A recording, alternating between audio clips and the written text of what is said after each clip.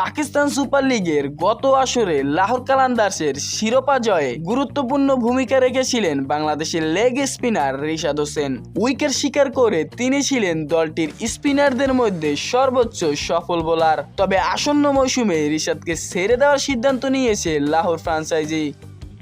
এবারে পিএসএল এর ইতিহাসে প্রথমবারের মতো ড্রাফট পদ্ধতির বদলে নিলামের মাধ্যমে খেলোয়াড় নেওয়া হবে।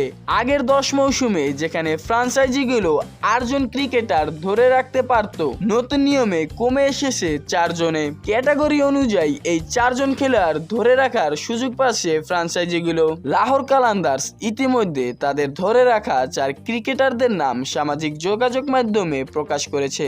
তালিকায় রয়েছেন শাহিন আফ্রিদি, আব্দুল্লাহ শফিক, সিকান্দার রাজা এবং মোহাম্মদ নাইম। ইমার্জিং ক্যাটাগরি থেকে কোনো খেলোয়াড় এবার ধরে রাখেনি দলটি। চলতি মৌসুমে পিএসএল এর নিলাম অনুষ্ঠিত হবে 11 ফেব্রুয়ারি। নতুন আসর শুরু হবে 26 মার্চ, আর মে মাসে অনুষ্ঠিত হবে টুর্নামেন্টের ফাইনাল। আমার সাকিব, জানানো টিভি।